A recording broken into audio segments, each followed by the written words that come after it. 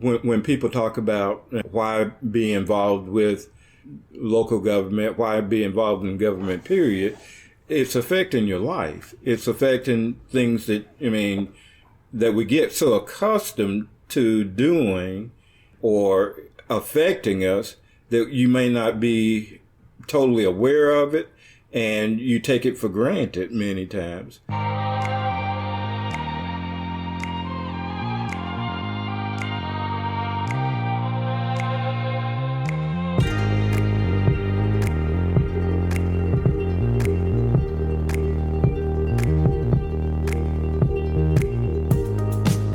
Welcome back to Energy and Motion, everyone. I am your host, Ra Kalan, and while I could be better, I have nothing to complain about. This episode, I'm going to be talking about some things that are new to me, things that I did my research on, as intimidating as that was, things that I went and asked people who knew more than I did.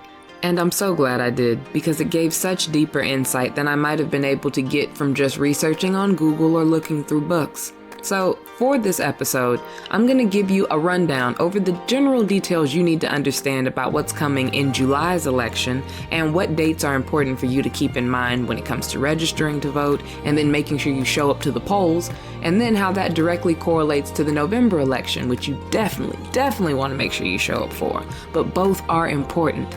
Then after that, I'll get to share a little bit over a conversation me and my dad had about the ins and outs of local government and how that can be different city to city, and that's why it's so important to know how your city's government works, the officials who are being elected, and their beliefs, and if they align with your views as well. This isn't one of our traditional juicy gossip episodes. This episode is meant to educate, so if you needed someone safe and comforting to sit around and listen to talk about things that might be a little intimidating, this is the episode for you. So sit back, relax, and let me spoon feed you some information that will help you educate yourself and the rest of our community. Okay. First things first, you may not be listening to this living in Texas. You may live elsewhere, so use this as a guide to help you know what you should research for your own location. I'll be speaking for the Dallas area, but also for Mansfield because that's where I live. And so be mindful of locating where you are supposed to be registered to vote based off of where your address is. Now, according to votetexas.gov, you will automatically receive a new certificate every 2 years if you haven't moved from the address at which you are registered. So if you have registered to vote within the past 2 years, you should be good, but that doesn't mean that you can't check. Go to votetexas.gov just to make sure. Depending on your circumstance, sometimes when registering to vote, you can just register online. Other times, it is important to give yourself enough time that just in case you have to go somewhere in person, you have time to do that as well. I know it's daunting, the idea of going somewhere and them telling you, oh, you need this paperwork or you need that. But that's why you give yourself time. And that's also why you go with the mindset of this is not meant to be easy. They're trying to make it difficult for me to do so that I can prove that it matters. So keep proving that it matters. You also want to make sure that you are registered to vote at least 30 days before it is time to go to the polls. So for example, you want to make sure that you are registered to vote no later, last day being June 15th, for this July 14th election coming up. This is the runoff election that we want to make sure that we participate in because it directly affects the elections coming up this year in November. So if you're anything like me, when you first hear the term runoff election, you probably ask, what does that even mean? What is the difference between a runoff election and a regular election, like a primary election? So a runoff election is most common in primary elections where voters are choosing the candidates to run on the ballot for a particular political party. But runoff elections can also occur during general elections as well. So a runoff election serves the purpose of ensuring a winning candidate meets the required threshold of votes, which is usually 50% or more. So for example, for the state of Texas, a primary candidate must receive more than 50% of the vote, or a primary runoff election takes place about 6 weeks after the primary. Some of this has to have been shifted due to Corona hitting as a pandemic, but that has also shifted people's interest in finding out if they can vote from home. So if you are someone who considers yourself very high risk, you might want to look into researching what your options are for voting from home.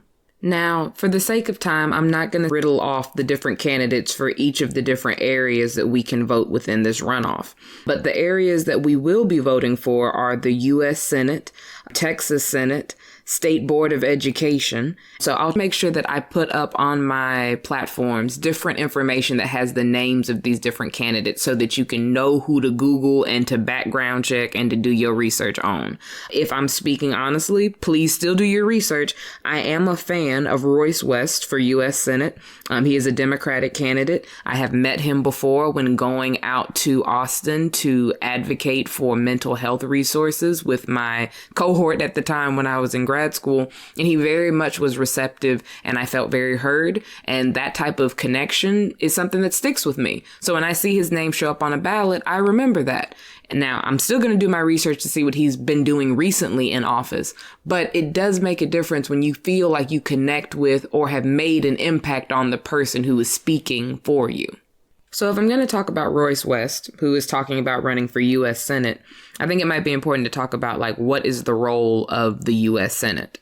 So the Senate has the sole power to conduct impeachment trials, right? And impeachment is a word that we've been throwing around for the past couple of years and haven't put into enough action, even though I am also learning the impact of impeachment is not everything that I thought it was.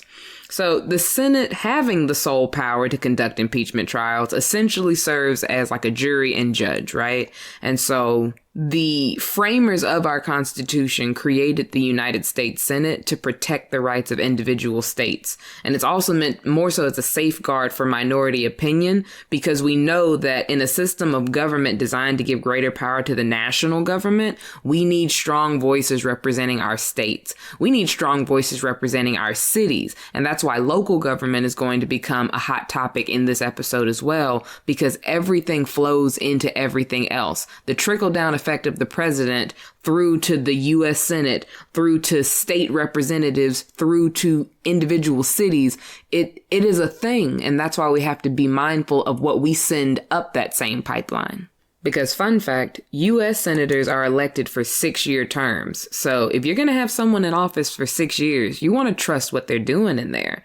And then if you think about the difference between state senators and U.S. senators, state senators more so represent certain districts within their own state. So only residents in those areas can vote for them as state senators. However, U.S. senators are chosen at a statewide vote. And that's why we all get the option to choose between Mr. Royce West or veteran M.J. Hager. Both really great candidates, both with really great things to say after hearing a couple of interviews that they both did and a couple of debates they shared between the two of them. So give them both a shot and figure out who most aligns with you.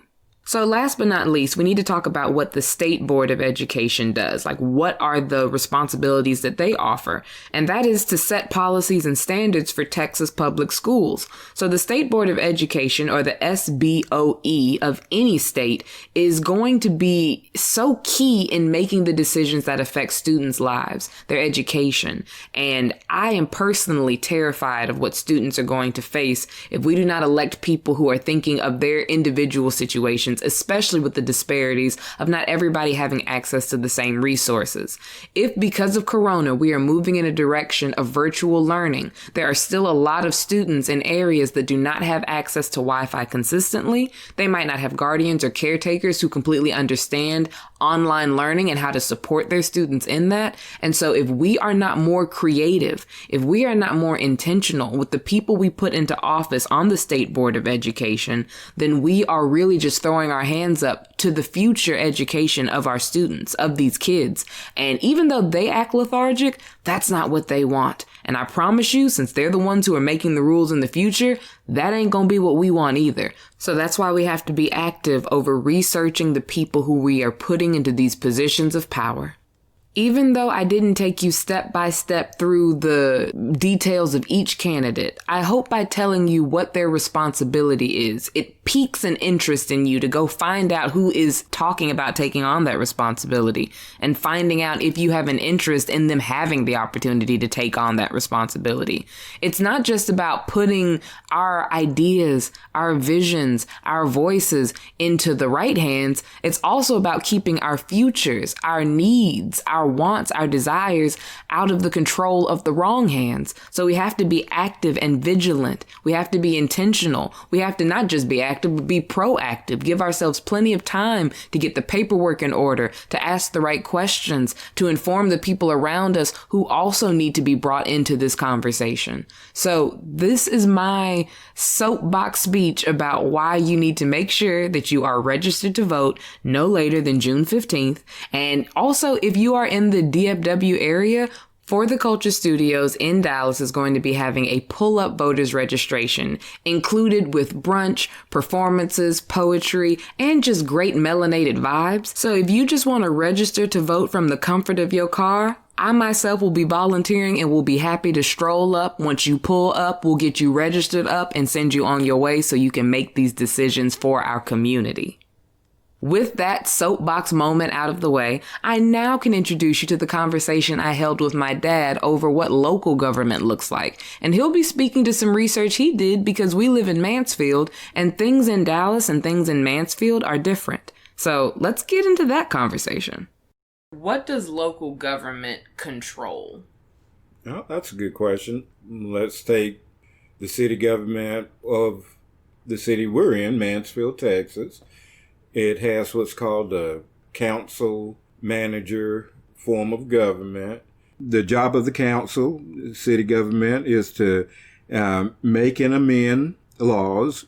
They're also responsible for policy. They make legislative decisions for governing the city. What legislative decisions? Can't even say it. What does that mean? Well, that which involves the law, that which goes into policy making, that which involves legal long-term mandates made by the city that then the public is responsible for adhering to. Okay. So basically, they're responsible for the laws that those who live in that city are responsible for participating in. Yes. And that's why it would be very important for us to know who those people are and how interested they are in what we think, since they are supposed to be creating the stuff that we uphold. Yeah. And then you'll be aware. Yes. And I think it's the awareness part that people are intimidated by, because with anything that you have awareness about, then you have a responsibility to, and then when you have a responsibility, if it doesn't go the way you wanted, then you're accountable. And if you didn't have the answers in the first place, you're left feeling helpless. But I think at this point, due to people already feeling helpless, you have nowhere to go but up in taking accountability and responsibility for educating yourself. And hence why we're having conversations like this, because before now, even though I knew you had a whole background in government and you understood and learned all this passionately when you were in college, I never really sat down and inquired about local government or your understanding of it. And so now that I know that there's a lot more I have choices over that I wasn't even acknowledging, this is why we sit down and talk about this. Your dad was greatly involved in political life early on, when I was in my 20s, a couple of years ago. Just a few. Yeah. So when I was in college, in particular, there was a lot going on in this country, and understanding the importance of political involvement, it was a given. Especially if you were a college student, I had friends that were radicals, in the sense of definitely by any means necessary to gain power, to gain influence, to gain the opportunity to be able to impact change, especially for Black people in this country. And that was very important, very, very much so at the forefront of my mind and my concerns back then. Through the years, I've waned in that interest and to the point now where knowing that I was going to be asked questions on the subject, I had to look into a lot of things. And I don't have a real problem with that outside of we need to have interest in things before they hit a boiling point and before they get to the point where you've got to, or you're forced to be knowledgeable about, because your life is being so, majorly affected by these factors, these various factors, that it becomes a little too late. Yeah, and it can feel a little too late, and I think that's always been why so many people still haven't gotten involved. That's the crazy thing.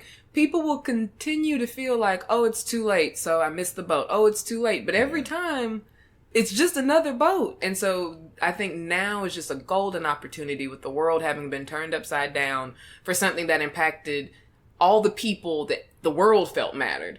Now, Black people are saying, well, our world is still upside down, and so we don't want to go back to normal. This can never be normal again for us, just like it can never be normal again for the rest of the world. We don't want to be forgotten again. We're going to take our chance now. And so that's why even you, I love you being so honest about, yeah, I had lost involvement in the whole political ideas and all that. I wasn't interested in that. I had a whole life that came up. And that's what happens. It is not that people just truly don't want to be educated, I don't think.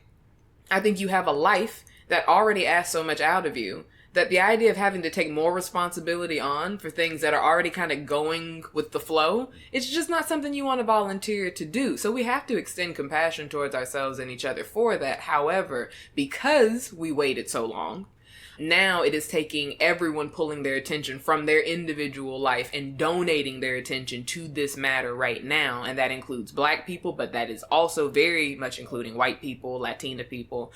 And I think that Black people also this time around can recognize the next time that someone else asks us to pull our attention towards them, we need to be ready and prepared to donate our attention to their cause as well. Because like when my students were going through like DACA and stuff, I had to educate myself on what DACA was. I'm not Latina, but it impacts people who I care about. So I wanted to know how to speak the verbiage of what was going on. And so there are moments now where Black people are looking to Latina people, Afro-Latina, white people, Indian people, everybody, Asian people. We're counting on everybody. But most importantly, I'm asking us to count on ourselves still and to do some research, even though it's very intimidating and it's exhausting. And that's why I had to have my safety blanket of a father here to answer these questions. Because even I, like I said, my eyes cross when we talk about these things. So with the research you've done about Mansfield's city council and city government, who are the major players in local government that people should be mindful of? Okay. Mansfield City Council is what makes up the primary spearhead for city government. David Cook is the mayor of the city. There are 6 council members, 7 altogether, with Cook.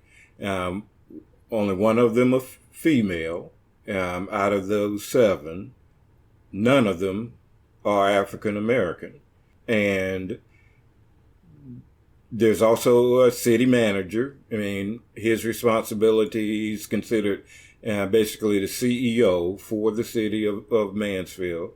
And he takes care of many of the administrative responsibilities, everything from maintaining water and, administrative, all the things that go into keeping a city in operation. I would say go through some of the examples of what administrative, because I don't know what that means. Well, making sure that a city is supplied with all the necessary and vital aspects of daily living, infrastructure. Roads and highways, things of that sort. Water, electricity. Yes, water, electricity, all those. Simple and necessary parts of of operating a city. So just a side note about local government and about city councils. You'll have different council members depending on the size of the city. So for example, Dad mentioned that Mansfield has 7 council members. Dallas actually has 14, just based off of the size of the city. So be mindful of the city you live in and finding out what council member is over your area and what they represent.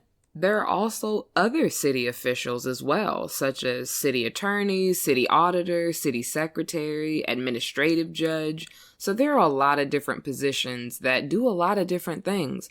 You need to do the research to find out the things that are bothering you or that are frustrating you about what goes on in your city so that you can know who to reach out to not only complain to, but to connect with so that they know what you need and you can make sure they understand the importance of it. Those are the things, I'm keeping it simple because those are the things that affect the everyday of a city's society. We wonder, why do we even need to vote? Why do we need to register to vote? And by the way, to be registered to vote or to be eligible to vote in any election in the state of Texas, you need to have registered 30 days prior to that election. And you can do that by mail. You can go to your local post office, to get an application. There are various opportunities. You can do it online. There's also, of course, a major election in November, November 3rd, Tuesday. You want to be registered no later. Don't wait till the last day, but no later than October 3rd to be eligible for that particular major election in this country. But we ask ourselves, why do we need to be registered? Why do we need to vote in this country? And the best reason I can give you is that our ancestors marched, they demonstrated, they protested, they died for the opportunity to give you the opportunity, to give us the opportunity to be able to cast a vote in this country. And it affects you. Every vote counts because that vote could be the one to determine whether you're getting the best possible representation for you. I just mentioned a little while ago, the council members for the city of Mansfield could be wonderful people, could be great individuals, could be mindful of the needs of their constituents throughout this city, but they're all Caucasian. There's not representation if you're an African American in this city. Your views, your points of view, your thoughts on the matter can't be voiced. You can stand before the council at a city council meeting, which are every second and fourth Monday in the month, and you can be given the opportunity to voice those views, but to have someone that's on that council, would make a huge difference. What is the difference between why every local voter's vote is important versus the belief that's floated around that your vote isn't so important in the presidential election? You know how Texas is considered a red state? Yes. So black people in Texas might not feel as obligated to vote because it's a red state. And since my state's going to be counted as a Republican state, even if I'm voting in here, how likely is it that it will turn our state's vote? There are efforts being made right now to change that viewpoint. Texas has long been considered your red state, and they're considered that because the numbers of Republican-minded individuals who vote in this state, and they have carried that for years and years. But that's all it is. It's a mindset. It's not like we are a red state by mandate or by dictatorial decree that we are a red state. We're a red state because people don't get out and vote who are of other persuasion.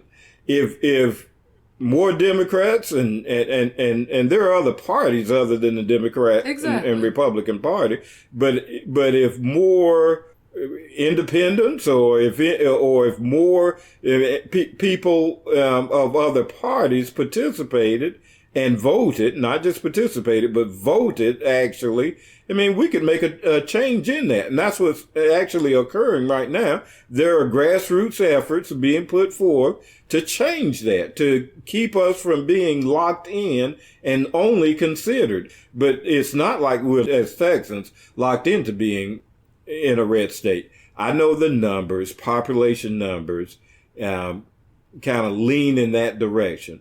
But it's more Hispanic and more people of color participated in the voting process, those numbers can be altered. Mm-hmm. Mm-hmm. And I think that's the key thing. I think the same people who are saying my vote doesn't count, they have the entitlement to feel hopeless or helpless at the situation at hand. Like, oh, my vote won't count. And this is just what's happening to people right now. And it's that mindset, like you're talking about, that is very frustrating because there's still much work to do. There are a lot of people who I think have gotten to the mindset of, well, what good will it do?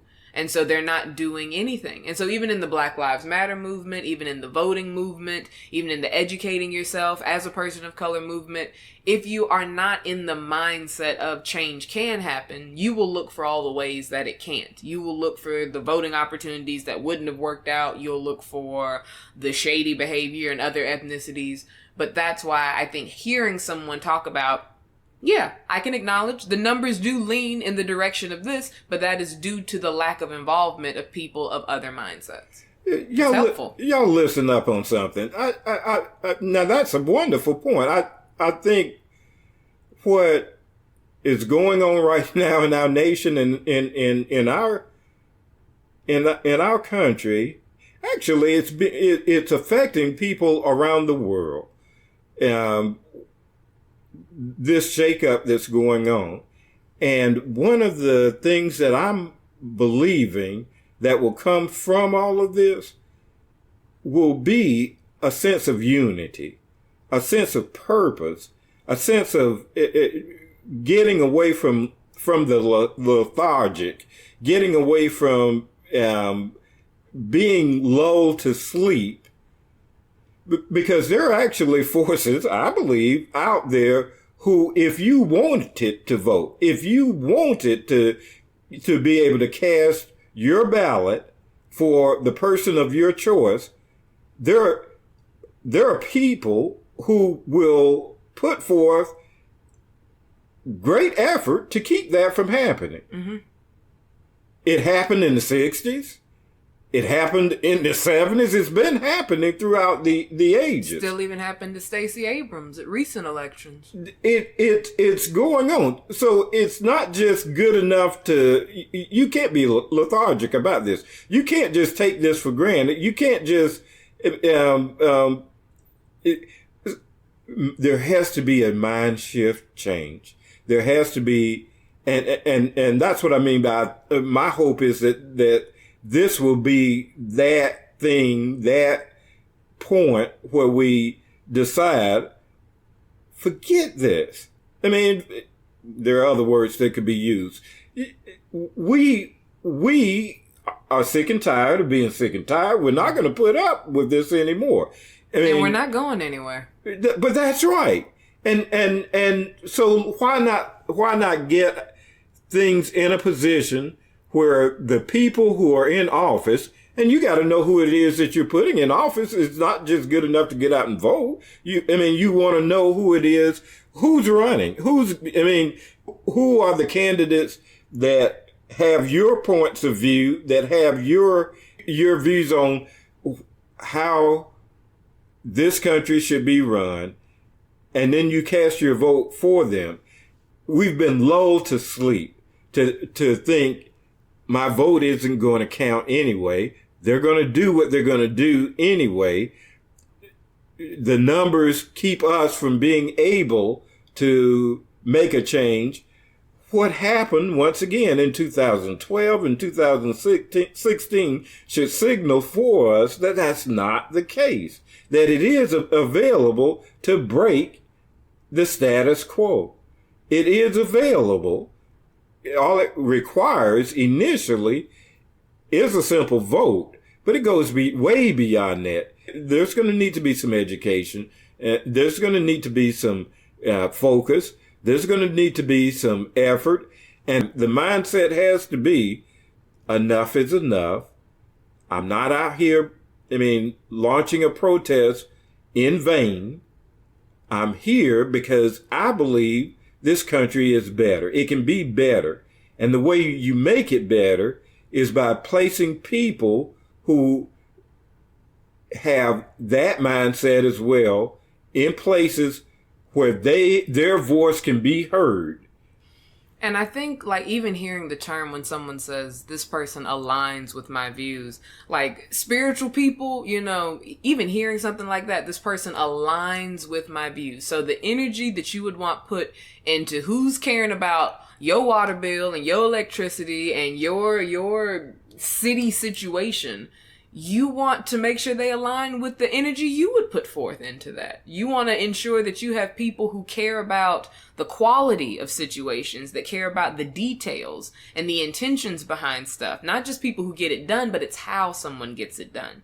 And at what cost to the community, for budgetary reasons, but genuinely the energetic costs. So finding out the people who are interested in having this responsibility and then doing your research to build a relationship with them, even if they never meet you, but a strong enough relationship where you would take the time to go out and vote for them, to have the opportunity to voice the views that you both have.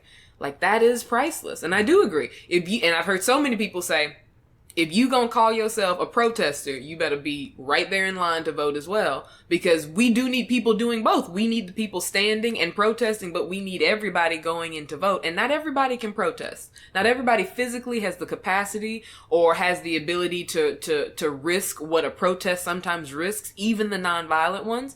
But I feel like in some capacity, we can all find a way to vote. So I want to take a second to acknowledge my privilege in being able to make that statement that essentially everyone can vote, when I know that's not the case. I have students who belong to families who have been in this country who deserve to have an opinion about what's going on in it, but due to their documentation status, they don't get a chance to vote. So I wanted to make sure I acknowledge that. Also, people who have served their time in prison, people who know the system in and out in a way that so many of us don't, also don't have the opportunity to vote. That right's been taken away from them. I disagree with that. I feel if you've served your time, you should get your opportunity to speak back. But I just wanted to acknowledge that when I make the statement, essentially everyone can vote, I am aware, hindsight, that that's not necessarily true. Registering to vote has been something that is difficult for a lot of people, especially if you are a nomad and you move around a lot. And it is intentional to make it difficult to vote because they want to see who cares enough to go about it, who cares enough to go about the process, who cares enough to put roots down somewhere to show that they have a voice in that community. And so if it seems like it's difficult to vote, it's because it was meant to be. Because it wasn't meant to be something easy for everybody to be able to do. And that is why it is worth reaching out to someone who you feel can support you in figuring out the details of how you can vote and register to vote in time. Why do you think they make it so challenging, or that there's opposition to your being able to vote? And if there was not something major at stake, it would be the easiest thing. You'd have no opposition, but because the status quo understands that that vote is power, that vote makes a change. That vote could determine the next few years. And let me give you an example. Right now, in the state of Georgia, in the city of Atlanta, there is a black mayor there. This phenomenal Georgia mayor that Dad is referring to is the beautiful Keisha Lance Bottoms. And when the governor of the state of Georgia decided that the state should open back up, there was quite a bit of opposition from the mayor. You a soldier, Keisha. Who is a black woman And the city was so behind their mayor, because she understood the dilemma and the plight of opening that city back up, how the virus could affect that entire city if it was done too quickly. The governor, on the other hand, was looking at his constituents and the business men and women of his state wanted their state opened back up for their reasons.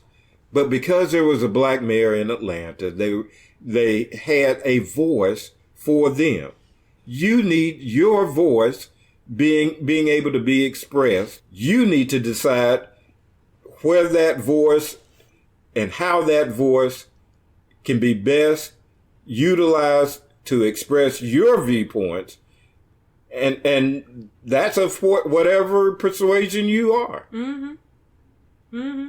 And I like that point. It is whatever persuasion. No one is saying vote Democrat, vote whatever. No one's telling you what to vote. In fact, I would be more interested for you to go do some research of your own and then to come back and tell me what your thoughts are on what's available out there. Educate me further. And hopefully by the time you are sending me these thoughts, I would have educated myself further and I can have a further dialogue with you about what I learned as well.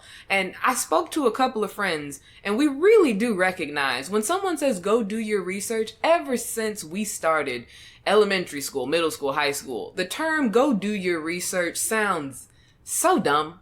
You know good and well I'm not going to. As soon as someone said, well, go do your research, you're essentially saying you don't care if I know or not. I want to be very clear. When I say go do your research, I am taking responsibility and speaking to myself as well. I am recognizing that there are things that I am not fit to inform you of because I have not done my research. And for those of you who also have not done your research, who are taking news and information from other people, if you have not done said research, how can you guarantee that what you're being told is adding up? You don't have to know everything, but just getting a little bit of information allows you to have some context for what other people are saying to you, so you're not just nodding along with the other black people if you disagree with those black people. You have your own opinion, whatever ethnicity you are, whatever party you are, but you need to be informed. So when I say go do your research, I say exercise the right to be informed. Exercise the right that you have a computer in your hand, very likely, that you are playing this episode off of, that can take you as far beyond into the knowledge of government, local, and beyond as it ever could want to, as your ancestors ever could want to, as your parents ever could want to. There isn't an excuse anymore. And I understand that it being intimidating was an excuse that worked for all of us for a long time, or it being boring, or the verbiage being too hard to understand. But we have dictionaries, we have thesauruses, we have resources. And so I'm going to use these resources, and I'm going to continue to have episodes like this, because this is just scratching the surface of this conversation. This is just enough so that you have context for these conversations that are going on. This episode is going to drop on, June 11th? You have a couple more days to go and get registered to find out what you need to do, if you need to go online or if you need to go somewhere in person. June 14th, this is the final day or the opportunity to make sure you are eligible to vote for this July election. And Lord forbid you get to October and you haven't registered. So we are going to go through this process together, but you have to join in the process in order to go through it. So after me and my father have preached the gospel of why your vote is important and why educating yourself, while it might be daunting and frustrating, it is still worth doing. It is still a privilege and an opportunity to do. And that honestly, as I've recognized in hindsight, there are many people walking among us who do not have the opportunity to do that. And so we must actively use our right to vote so that we can speak up for those who cannot speak, for those who were not able to speak, and for those who will come after us so that we can teach them how to speak. So, with us wrapping up, I wanted to give my dad an opportunity to give a beautiful take a beat moment summarizing what this is all about.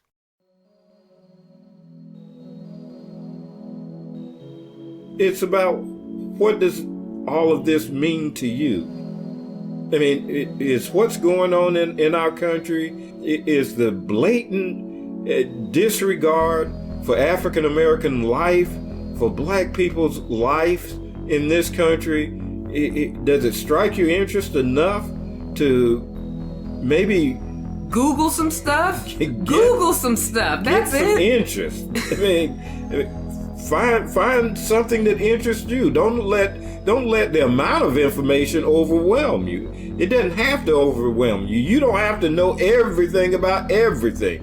You just need to find what you have an interest about and educate yourself, and then maybe tell somebody else about that. And then from that, I mean, so much can happen. Yeah. You did that, Daddy. So I want to give the hugest shout out, as always, to my amazing father for being my support system. When I approached him about this conversation, he could have been like, I'll tell you what I know. But he actually decided to do more research to give me up-to-date information because he understands this woman in my house now, she is about to be a force to be reckoned with, and she is conjuring up other people, other warriors around her to be forces with her. And so he wanted to bring that fire to y'all, just like I always want to bring that fire to y'all. So now, what are y'all gonna do with it? What are you going to light ablaze with what we've given you? What choices are you going to make? What action items do you have now? Don't be intimidated. Be liberated. You have choices, so make them. As always, Energy in Motion family, I love you. I am thankful for you. And you get to feel whatever you may feel.